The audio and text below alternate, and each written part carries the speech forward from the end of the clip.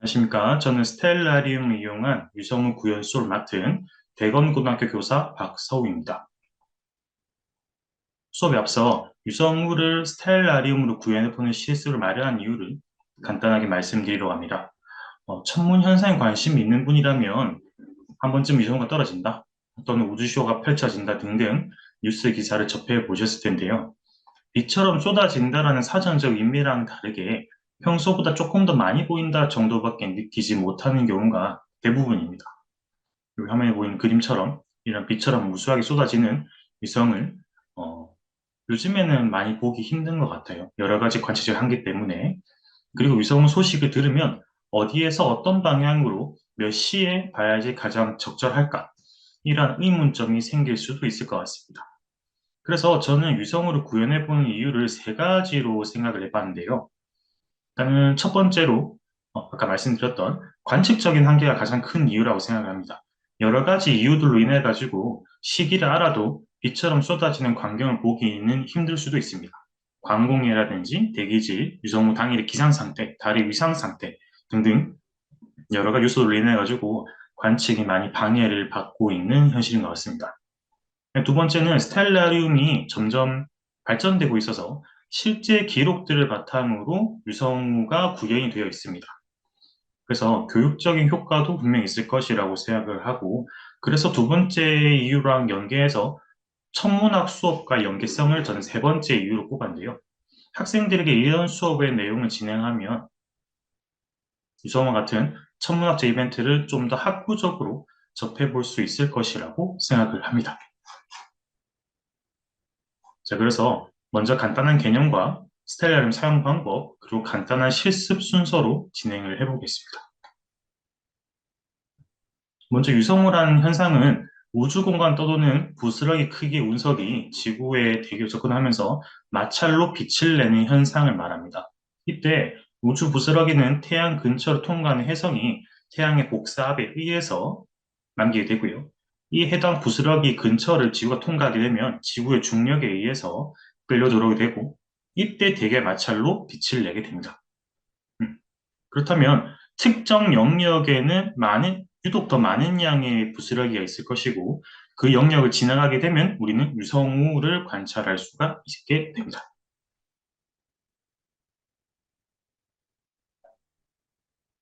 그리고 유성우를 구현하기에 앞서서 또 필요한 개념이 복사점이 있습니다. 이 복사점이라는 것은 행성 표면 관측자가 유성이 시작되는 것으로 관측하게 되는 가상의 점을 말하는데요. 어, 우리가 이런 복사점과 같이 특정 영역 한 점에서부터 뻗어나온다고 인지하는 이유는 굉장히 먼 곳에서 지구로 끌려오는 과정에 발생하기 때문에 이와 같은 착시 현상을 겪게 됩니다. 그래서 화면 왼쪽에 보이시는 이 유성우에서 복사점을 찾아보자면 여러 가지 별들의 출발점을 한 점으로부터 이어보면 한 점을 맺히는 곳에 복사점이 위치하게 됩니다. 그래서 유성우의 명칭을 붙이는 원리는 이 복사점이 어느 별자리 방향에 위치하고 있나로 판단하게 됩니다. 그리고 두 번째 개념은 정점 시율인데요. 정점 시율은 복사점이 천정에 있다고 가정했을 때 관측자 한 명이 맑고 어두운 밤하늘에서 1시간 동안 볼 수 있는 유성 숫자를 말합니다. 이 비율은 복사점이 지평선에 가까울수록 감소하게 됩니다. 그 이유는 천정이 있을수록 방해 요소가 가장 적기 때문에 가장 많은 양의 유성을 볼 수 있기 때문입니다. 자, 그리고 이제 스텔라리움을 이용해서 화면에 보이는 것처럼 유성우를 구현해보는 몇 가지 세팅을 준비해 보도록 하겠습니다.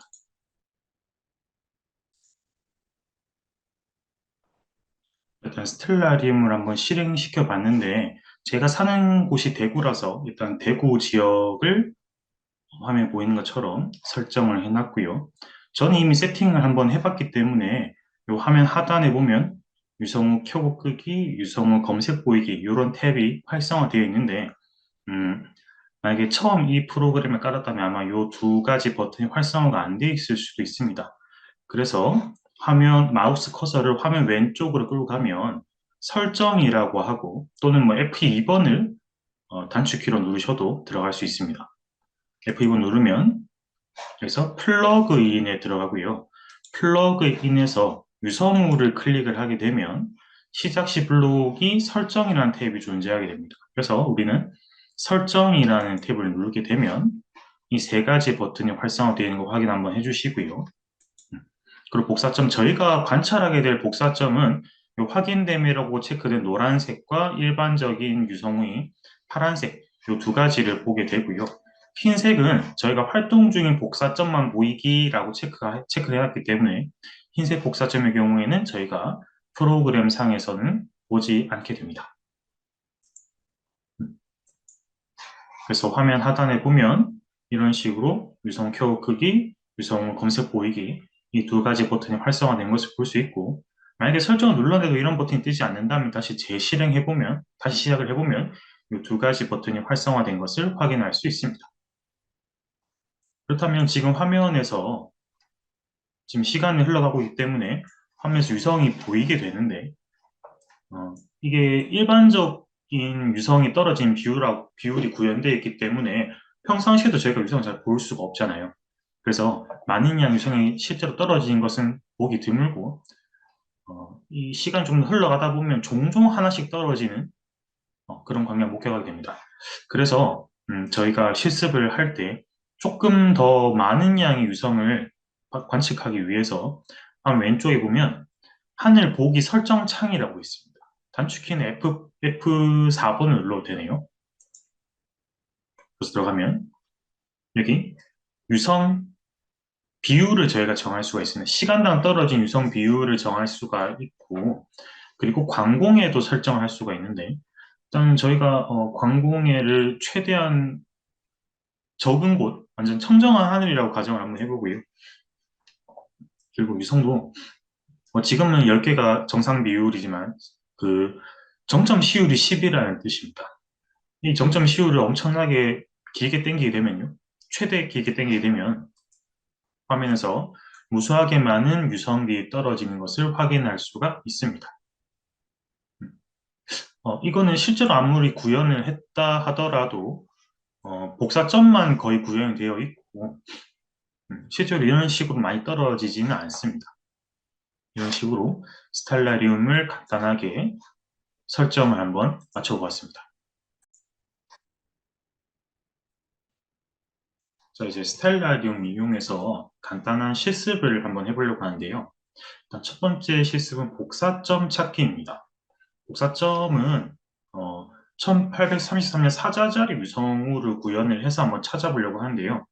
화면에 오른쪽에 보이는 것처럼 1833년에 발생된 유성우가 하늘을 온통 유성의 빗줄을 가득 차고 엄청난 화구에 의해서 환하게 빛났다.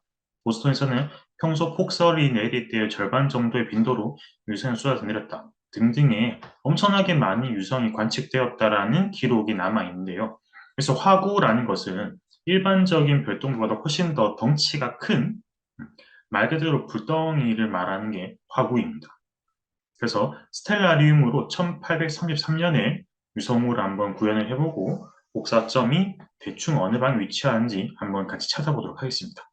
자, 스텔라리움 화면 하단에 이제 유성우 검색 보이기 버튼이 활성화가 되어 있을 겁니다. 그리고 클릭을 하면 이제 검색 연도 설정 버튼이 있을 건데요. 저희는 일단은 2023년부터 먼저 한번 실습해 보겠습니다. 1833년에 사자들 유성으로 먼저 보기 전에 23년 거를 먼저 확인을 할 건데 23년으로 설정을 하고 검색을 하면 작년 한 해 동안 있었던 유성우, 관측된 유성우의 목록이 쭉쭉 떠 있죠. 여기서 코드는 이 유성우가 날아오는 방향에 있는 별자리를 코드로 바꾼 거고요. 그리고 GHR은 정점 시율을 말합니다. 그래서 이 GHR을 더블 클릭을 해서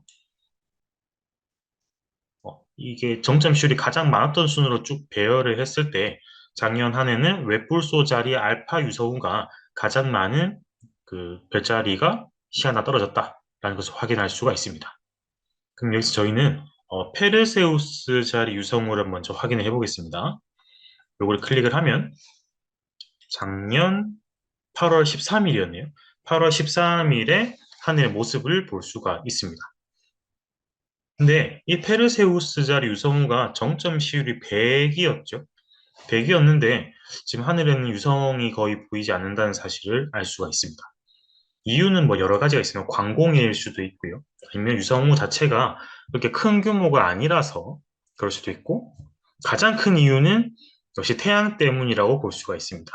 그래서 지금 시간이 오전 시간대니까 시간을 저희가 조금 더 거꾸로 돌려서 태양이 뜨기 전으로 한번 맞춰보겠습니다.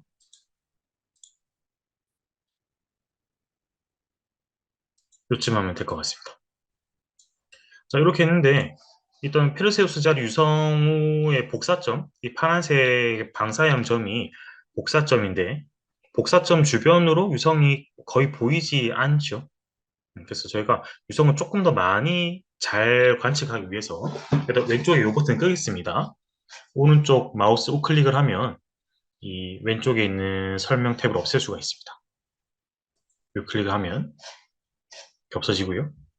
그리고 화면 왼쪽으로 마우스 커서를 대면 하늘 보기 설정 창이라고 있습니다. F4번을 누르셔도 돼요.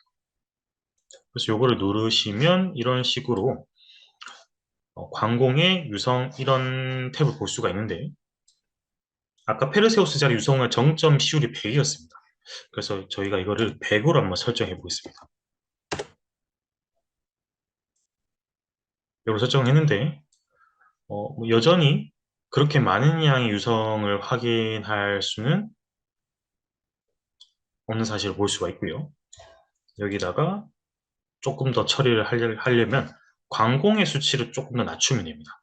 왼쪽으로 이 바를 돌리면 좀 더 깨끗한 하늘이라고 생각하시면 되거든요. 그래서 이걸 가장 왼쪽으로 일단 맞춰놓고 하늘을 봐도 뭐 아직 여전히 그렇게 많은 양의 유성을 확인할 수는 없다는 사실을 알 수 있습니다. 그러면 지금 이 화면과 과거 1833년의 화면을 한번 비교를 하면 그때 발생했던 유성우가 확실히 그 대규모의 유성우였구나 라는 사실을 확인할 수가 있거든요. 그래서 유성우 검색 보이기를 다시 클릭을 하고 1833년 그래서 정점 시율을 바탕으로 소르트를 하면 사자자리 유성우의 정점 시율이 15만 개였다라는 사실을 확인할 수가 있습니다. 다른 수치에 비해서 매우 큰 수치죠. 그래서 이걸 클릭해 보겠습니다. 그렇게 하면 마찬가지로 1833년의 하늘을 확인할 수가 있습니다. 네. 근데 이때 이 스텔라리움 프로그램으로 이제 학생들한테 실습을 하면 가장 많은 질문을 하는 게 선생님 지금 스텔라리움에서 보이는 과거의 하늘이 실제 과거의 하늘을 재현한 건가요? 라고 많이들 질문을 하거든요. 그때 2023년처럼 뭐 엄청 최근 또는 뭐 그래도 한 100년 이내라면 하늘 모습이 크게 차이가 없는데 이 스텔라리움이 세차 운동 뭐 또는 이심률 변화 이런 거에 의한 별의 공간 운동을 재현하지 않았기 때문에 과거의 밤하늘 실제 그 별의 배치는 조금 다를 수는 있습니다. 그래서 학생들이 이런 호기심을 가지게 된 답을 좀 해주시면 좀 오개념을 줄일 수 있지 않을까 저는 그렇게 생각합니다. 자, 그리고 다시 이 유성우가 분명히 15만 개가 떨어져야 되는데 아직 잘 안 보인다라는 사실을 알 수가 있죠. 그래서 다시 한번 하늘 보기 창에 들어가서 이 사자류 유성우의 정점 시를 15만 개였으니까 마찬가지로 저희도 이 수치를 15만으로 한번 조정을 해보겠습니다. 그렇게 되면 아까보다는 조금 더 많은 유성을 볼 수가 있습니다. 아까보다는 조금 더 많은 양의 유성을 볼 수가 있고요. 그리고 지금 복사점의 위치가 좀 보이지 않으니까 이 태양이 뜨기 조금 더 직전을 돌리면 노란색의 복사점을 확인할 수가 있습니다. 이렇게 되면 모든 유성은 아니지만 대부분의 유성이 저 노란색 복사점으로부터 뻗어져 나온다는 사실을 확인할 수가 있습니다. 복사점 확인한 방법은 유성이 날아오는 방향 역으로 거슬러 올라가면 복사점이 있는 방향과 거의 유사한 방향의 그 한점을 모이게 됩니다. 근데 이 사자 유성우가 아닌 곳에서 날아오는 경우에는 뭐 예를 들면 멜푸소 자리라든지 황소 자리, 오리온 자리 이런 방향에서 날아오는 유성일 수도 있고 또는 이런 특정 방향 없이 지구의 궤적에 있는 다른 우주 부스러기들이 지구 대기에서 끌려오는 흔적이라고도 생각할 수가 있습니다. 그리고 이 사자자리 유성우라는 이름이 붙은 이유를 이제 그 이유를 알 수 있는 방법은요. 화면 하단에 별자리 선이라고 있습니다. 요거를 클릭을 하면 실제 사자자리 유성의 복사점이 사자의 머리 부분에서부터 뻗어서 나오는구나 라는 사실도 확인할 수가 있습니다. 그리고 더 추가적인 정보는요. 사자자리 유성의 이 정보를 쭉 보면 모 천체가 해성 55P 템펠 터틀 이렇게 돼 있죠.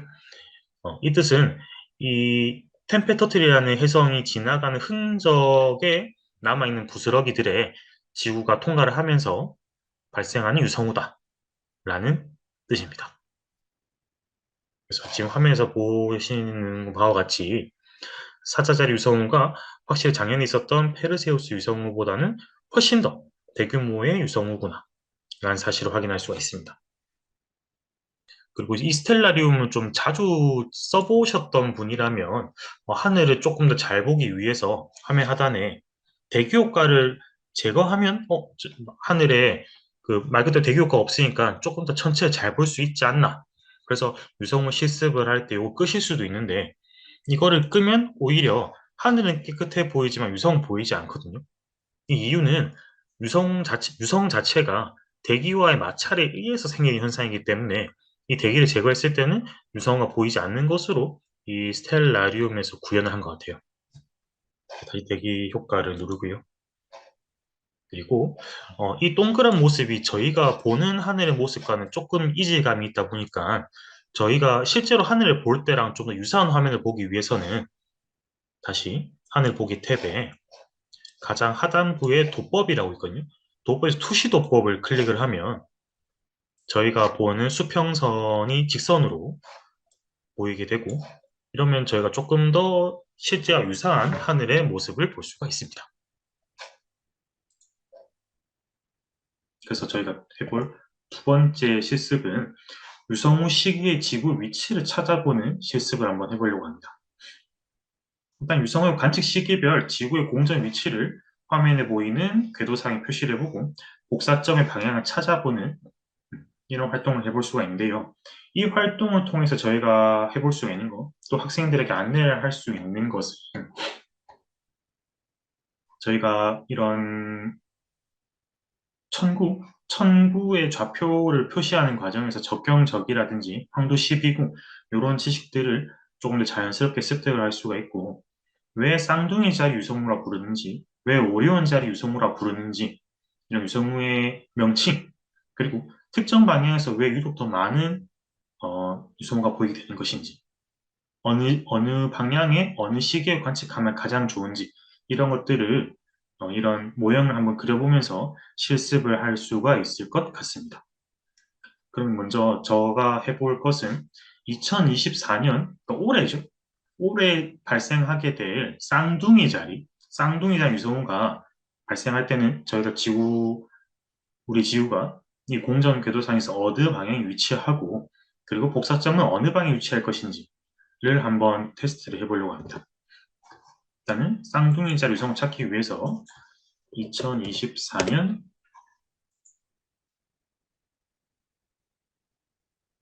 쌍둥이 자리 유성우를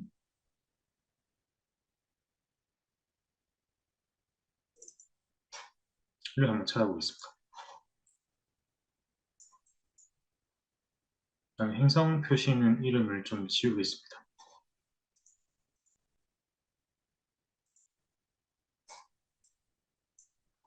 일단은 쌍둥이 자리가 보이는 시기는 2024년 오전 2시, 자정을 조금 넘겨 오전 2시에 남동쪽 하늘에서 남동쪽 하늘에서 이 유성을 볼 수가 있다고 이야기하고 있습니다. 이 유성우도 일반적인 다른 유성우처럼, 저희가 아까 방금 봤던 유성우처럼 복사점이 쌍둥이 자리가 좀 뚜렷하게 보이는 유성이 될 것 같네요. 그렇다면 저희가 12월이니까 공전 궤도상의 지구의 위치는 대충 여기쯤에 있을 것이다 라고 판단을 할 수가 있을 것 같습니다. 그리고 새벽 2시에 남동쪽 하늘을 보게 된다면 저희는 지평선상에서 어떤 방향으로 하늘을 보게 될 것인지 한번 그림을 그려보면 남쪽 방향을 본다고 생각을 하고 자정하에 남쪽 방향을 본다고 생각을 하고 화살표 방향이 남동쪽 방향일 것 같습니다. 그 남동쪽 방향에 쌍둥이 자리에 복사점 위치할 것 같습니다. 실제로 이 그림에서 별자리 선을 이어보면 쌍둥이 오른쪽에 머리 위치한 게 카스트로 근처에 쌍둥이 자리에 복사점이 있는 것을 확인할 수가 있습니다. 그리고 이 그림이 실제로 맞는지 한번 검증을 해보기 위해서는 쌍둥이 자리의 적경과 태양의 적경을 한번 비교를 해보면 될 것 같습니다. 그 태양의 적경은 이 날에 17시 30분, 복사점의 적경은 7시 30분이라고 하고 있는데요. 한번 확인을 해보면 쌍둥이 자리 유성우의 적경, 복사점의 적경은요. 7시, 그리고 태양은 지금 자정이니까 발 아래에 있을 겁니다. 태양의 적경을 찍어보면 17시. 근데 저희가 좌표계 수업을 할 때 학생들에게 안내를 하지만 태양의 적경이 18시 근처면 겨울입니다. 18시가 되면 동지인데 아직 동지가 되기 전이니까, 동지가 되기 일주일 전이니까 지구의 위치는 거의 동지 부근에 다다랐다는 사실을 알 수가 있고 쌍둥이 자리는 겨울철 별자리이기도 하죠. 그래서 황도 12궁에 대한 개념도 이런 그림을 그려보는 활동을 통해서 한번 간단하게 실습을 해볼 수 있을 것 같습니다. 그래서 이 유성우를 구현을 해보는 활동을 통해서 아주 간단한 실습 2가지를 진행해 보았는데요. 스텔라리움 자체가 여러 가지 기능이 너무나 많다 보니까 이거를 너무나도 많은 기능이 있지만 수업에 적용하기는 이걸 어떻게 적용해야 될까 많이 난감하셨을 것 같습니다. 그래서 제가 준비해드린 유성우를 한번 수업에 한번 테스트를 해보시면서 학생들에게 행성과 우주과학 수업을 좀 더 재밌게 해보면 괜찮을 것 같습니다. 제가 준비한 부분은 여기까지입니다. 감사합니다.